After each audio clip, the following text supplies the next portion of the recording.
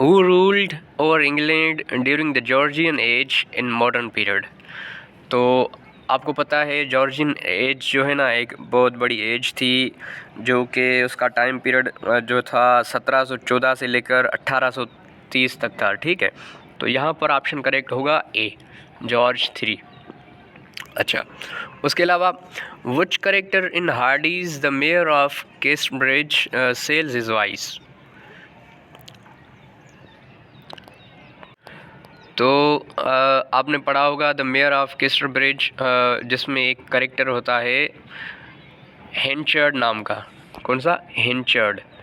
ये बंदा होता है जो अपनी वाइफ को सेल करता है। उसके बाद नंबर 12 था, name the poet who belongs to the Victorian age but is modern in the matters of techniques.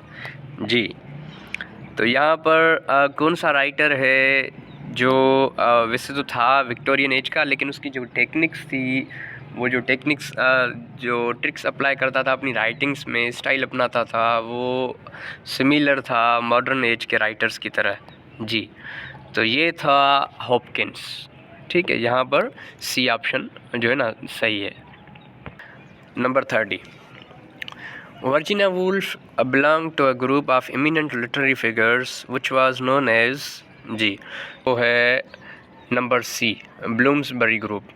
ठीक है, तो इसका आंसर होगा ब्लूम्सबरी। अच्छा, उसके अलावा number 14, all of Marlowe's plays are. आप सभी को पता है, या आप मुझे ज़रूर कमेंट में करके बताना कि भाई क्रिस्टोफर मार्लोस के जो प्लेस थे वो कौन सी टाइप के थे। ठीक है, ये ज़रूर बताइएगा, बहुत ही ईजी है। अच्छा, number 15, who is the writer of the Beggar's Opera? जी, बेगर्स ओपेरा का राइटर कौन सा है? John Gay. बहुत ही इजी सवाल था। ठीक है, जॉन गे। उसके अलावा नंबर 16, पोप्स इन एसियन में। जी, तो ये क्या है? ये एक ऐसे है या शॉर्ट स्टोरी है या पोएम है? जी, बहुत ईजी है। तो यहाँ पर ऐसे वर्ड पर कंफ्यूज नहीं होइएगा। ये जो है ना यहाँ पर करेक्ट ऑप्शन है अ पोएम। ये जो पोप ने लिखा था ये पोएम है। ठीक है, तो ये जो पोप ने लिखा था ये एक पोएम है, और इसने सिर्फ टाइटल दिया था इन एशियन में, लेकिन ये है दरअसल एक poem. Okay, now come to this 17 number. अच्छा, by whom was the critical term negative capability introduced? अच्छा, नेगेटिव कैपेबिलिटी किसने इंट्रोड्यूस करवाई थी? बहुत इजी सवाल है, आपको भी पता होगा कि भाई ये था हमारा जॉन कीट्स। कौन सा राइटर? John Keats.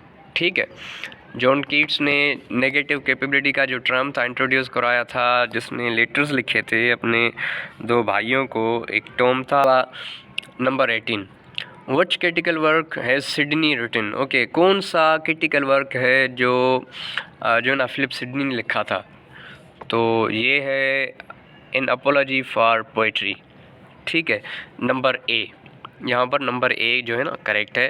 तो नेक्स्ट है हमारा बेकन हैज़ रिटन। अच्छा, तो जो फ्रांसिस बेकन था तो उसने कौन कौन सी लैंग्वेजेस में जो अपने वर्क्स लिखे थे? तो बहुत इजी सवाल है, यहाँ पर ऑप्शन करेक्ट होगा सी, लैटिन और इंग्लिश में लिखे थे फ्रांसिस बेकन ने। ठीक है, और ये मेरी नज़र में वाहिद बंदा है, मतलब जो एक इंग्लिश राइटर है जिसने इंग्लिश से ट्रांसलेट किए थे अपने वर्क्स लैटिन में।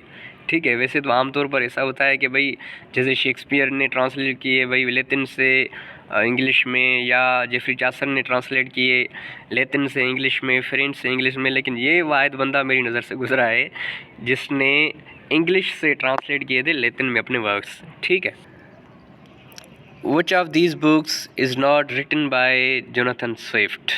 जी, तो यहाँ पर कौन सा वर्क है जो जोनाथन स्विफ्ट ने नहीं लिखा?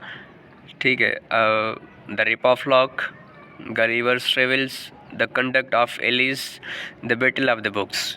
बहुत इजी सवाल है, मैंने ये आपको पहले ही कवर करवाया हुआ है, तो ये आप जो है ना कमेंट में ज़रूर बता देना। ठीक है।